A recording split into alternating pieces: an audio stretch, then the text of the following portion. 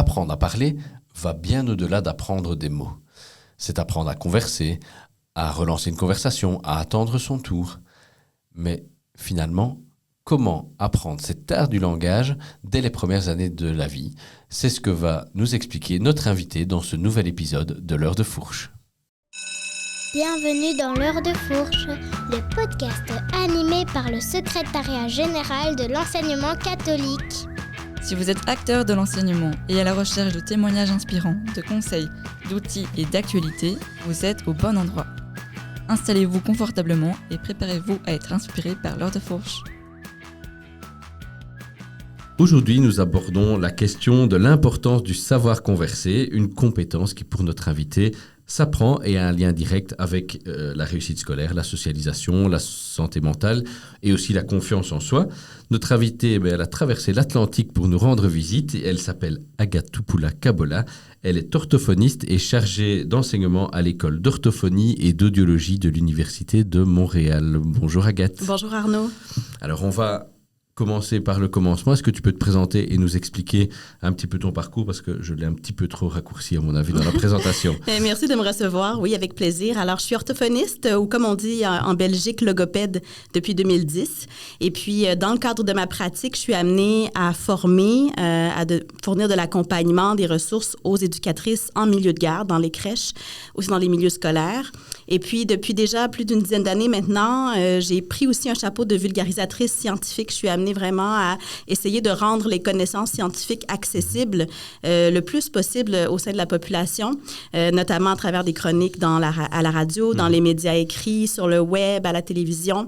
Et puis, j'ai écrit en parallèle des livres qui sont aussi des livres de vulgarisation scientifique pour le grand public qui s'intéresse à la communication, au langage.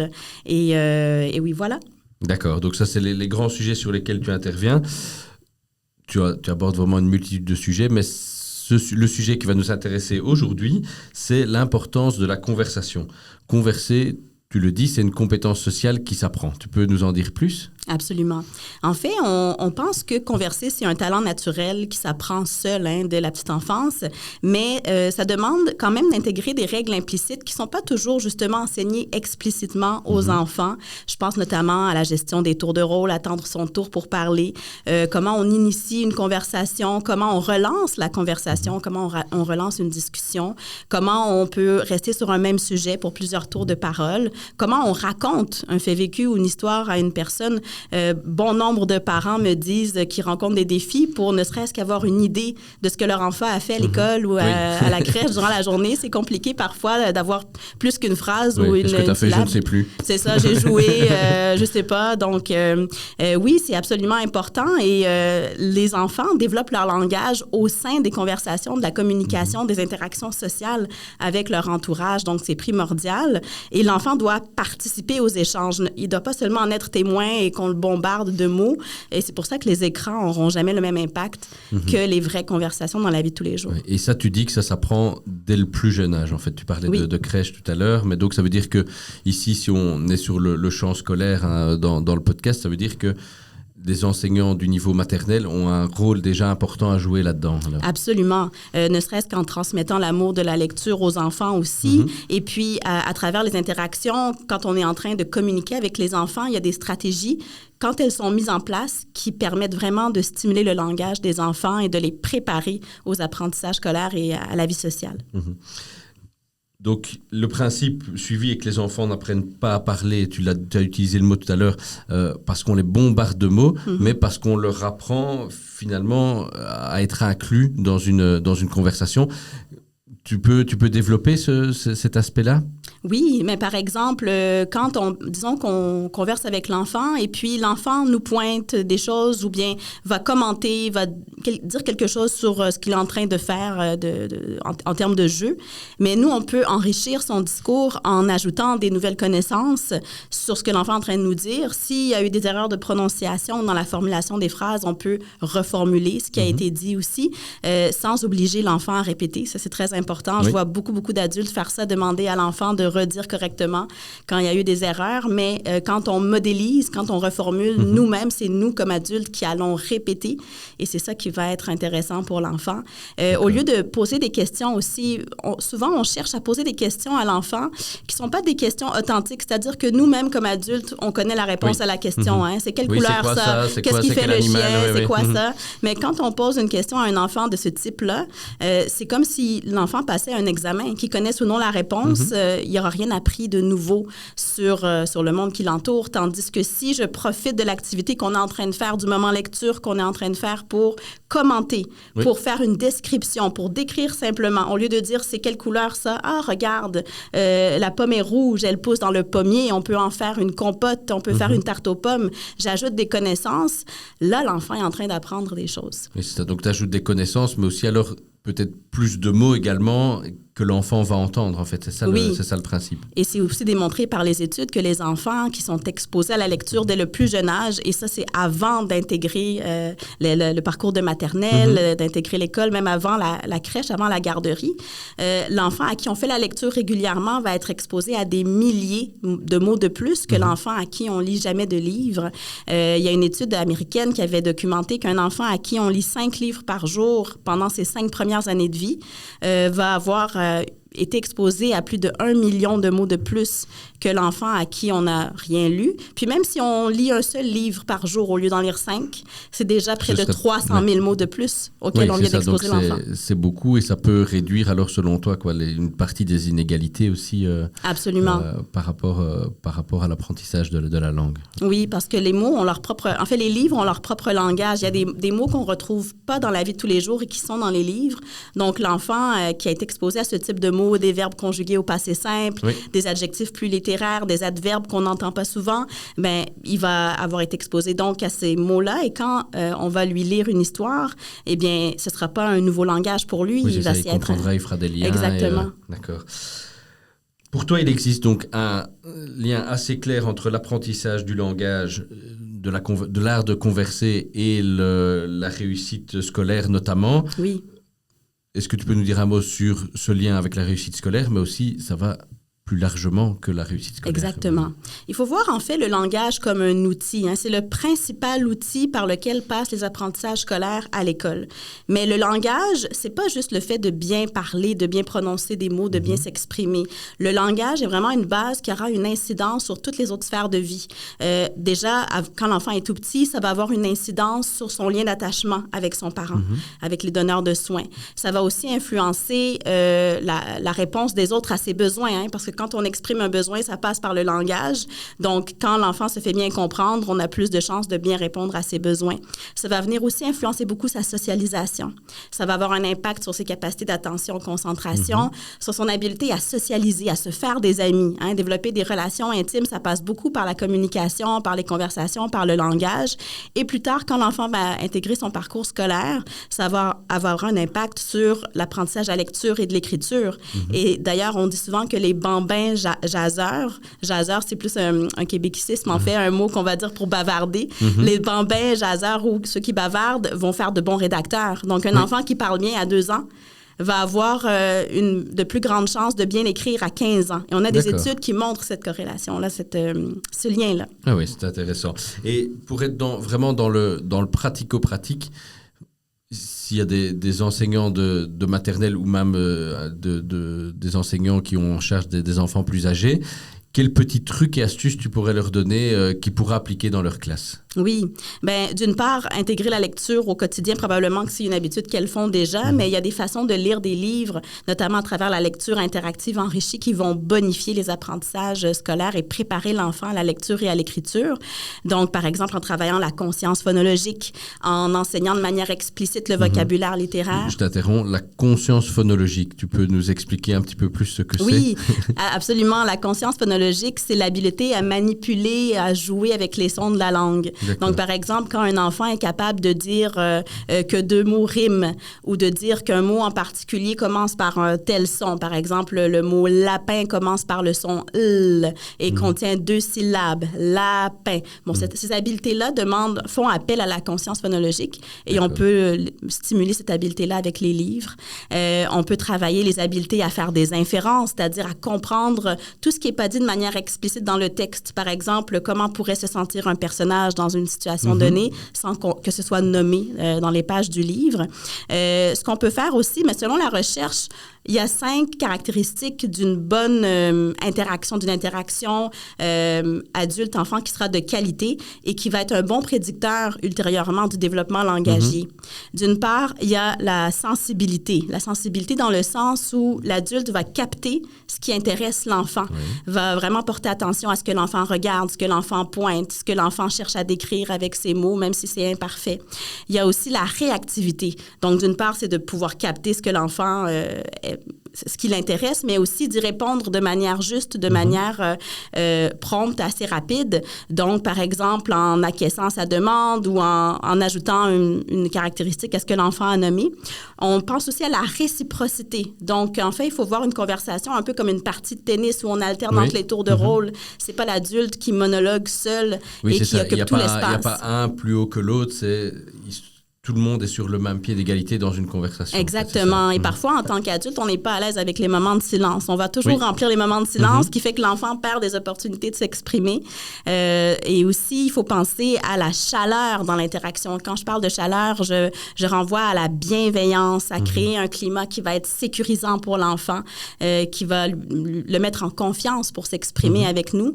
Et puis, la dernière caractéristique documentée par la recherche et non la moindre, c'est l'appui au développement, c'est-à-dire qu'on va profiter de chaque interaction pour bonifier les connaissances de l'enfant sur le monde. Donc, par exemple, quand on est en train de jouer avec des figurines d'animaux, avec une petite fermette, mais on va en profiter pour parler de ce qui caractérise la poule, par exemple, qu'elle nous donne des œufs, que la vache peut nous donner du lait, ou encore que tel animal est un mammifère, un autre un ovipare. Donc, on va venir vraiment décrire en transmettant des connaissances dans le but d'enrichir le langage.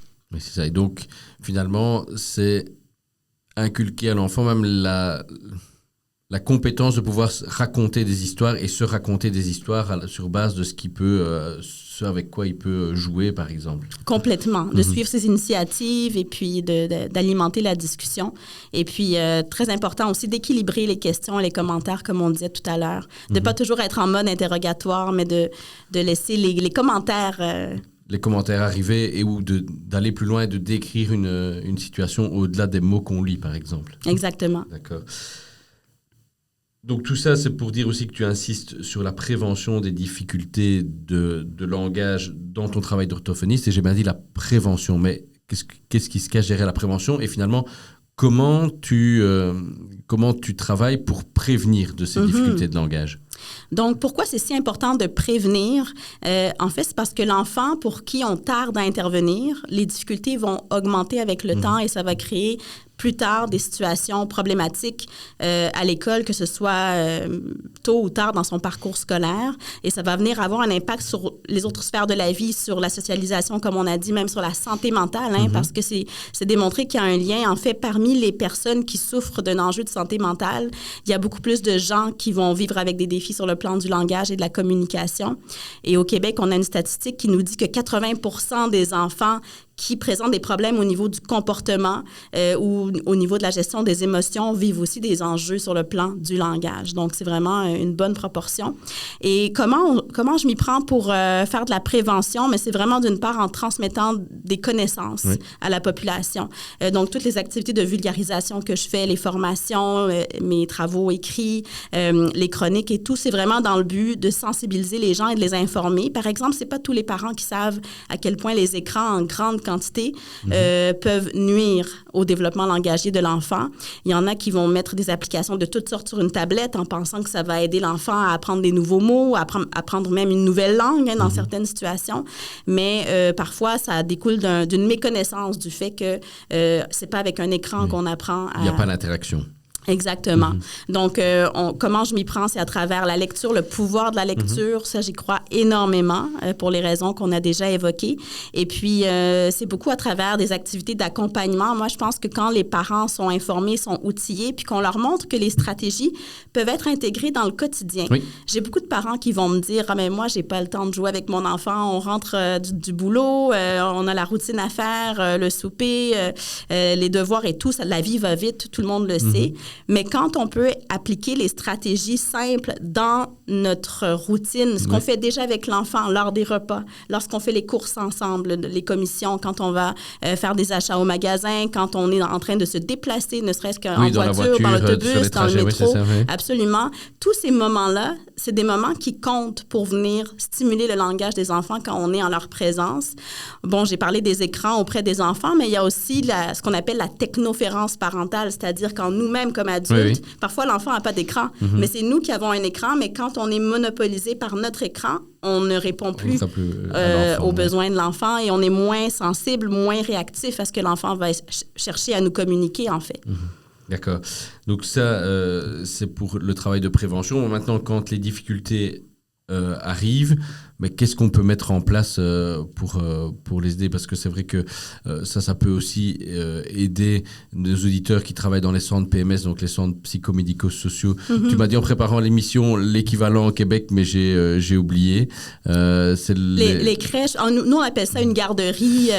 Non, c'est pas ça, c'est vraiment les centres qui regroupent des professionnels. Il y a des logopèdes, il y a des psychologues. Au Québec, on a les CLSC puis les centres de réadaptation. Voilà. Ou les centres de pédiatrie sociale. Voilà, c'était ça, centre de pédiatrie sociale. Oui. Et donc là, je suppose que ces gens peuvent jouer évidemment aussi un rôle quand les difficultés arrivent. Et qu'est-ce qu'on peut mettre en place alors à ce niveau-là?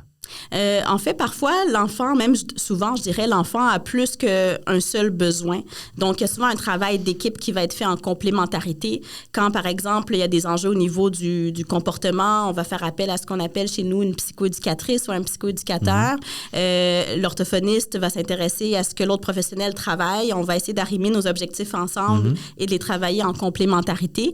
L'intervention peut être sous forme de différentes modalités. On peut avoir des interventions individuelles plus traditionnelles, mais dans la réalité québécoise, en fait, il y a vraiment un manque de ressources pour tous les besoins de la population, ce qui fait que l'intervention en 1 à 1 n'est pas toujours possible. Moi, ce que je fais dans ma pratique et ce que beaucoup font de plus en plus, c'est une pratique en groupe, une pratique inclusive, c'est-à-dire qu'au lieu de sortir l'enfant de son milieu et de le voir en thérapie dans un bureau qui ne reflète pas son environnement réel et authentique, on va plutôt aller dans le milieu de vie de l'enfant, donc dans la classe, à l'école ou bien dans son groupe à la crèche. On va travailler avec l'enfant, mais dans le groupe avec les autres enfants. Donc, nos interventions vont être bénéfique non seulement pour l'enfant qui a des défis, mais pour tous les enfants. Et le bénéfice, en fait, l'avantage de faire ça, c'est que l'éducatrice qui gère le groupe voit comment, par exemple, l'orthophoniste travaille, voit les stratégies qu'elle met en pratique et peut ensuite les réutiliser le reste de la semaine quand l'orthophoniste n'est pas en classe. N'est pas dans la classe. Exactement. OK. Tu as parlé beaucoup de lecture. Est-ce qu'on peut encore aller un petit peu plus loin sur vraiment le lien entre la compétence de la conversation et la lecture? Oui, mais à travers, il y a toutes sortes de livres dans la lecture. On peut penser aux livres documentaires, aux livres plus de style narratif, aux bandes dessinées, aux imagiers, même sans écrit, aux livres d'images sans écrit. Peu importe le type de livre vers lequel on se dirige, le livre devient un prétexte à la conversation. On va décrire les images, on va aussi se remémorer des événements vécus, on va vraiment évoquer des souvenirs à quoi nous font penser le livre. Donc, on peut se permettre de sortir du texte. Autrement dit, et de converser avec l'enfant. Donc, ça, c'est très stimulant pour la conversation. Et aussi, on a des dialogues dans les livres. On a des personnages avec des émotions de toutes sortes, avec des mondes fantastiques, des choses qu'on ne voit pas dans la vraie vie. Donc, ça peut faire appel beaucoup à l'imaginaire. Et on peut demander aussi à l'enfant, comment toi, tu aurais réagi dans telle situation? Est-ce que tu t'es déjà senti avec cette émotion-là, toi aussi, comme tel personnage?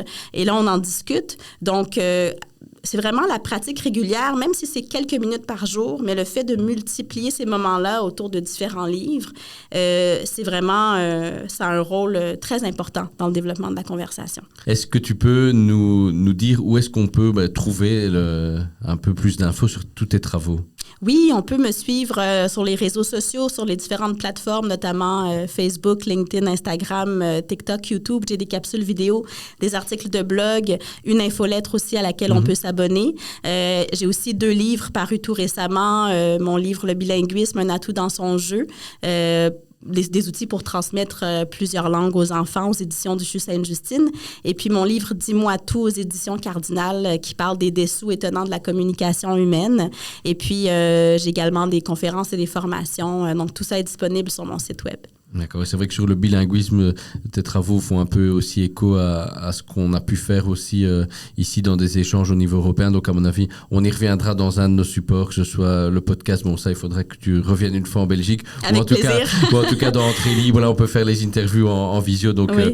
Donc c'est très bien. Mais donc voilà, on arrive à la fin de l'épisode. Un tout grand merci d'être venu dans notre studio pour merci à pour toi nous de m'avoir expliquer. reçu. C'était un réel plaisir. Et bien voilà, donc c'est la fin de cet épisode. On vous retrouve très vite pour notre prochain épisode de l'heure de fourche. En attendant, n'hésitez pas à consulter nos réseaux sociaux, à partager les épisodes s'ils vous ont plu et à les noter sur vos plateformes d'écoute. À très bientôt. Avant de nous séparer, rejoignez-nous sur les réseaux sociaux en cherchant CEGEC Enseignement catholique. Partagez ce podcast et n'oubliez pas de laisser votre avis sur votre plateforme d'écoute préférée. À bientôt!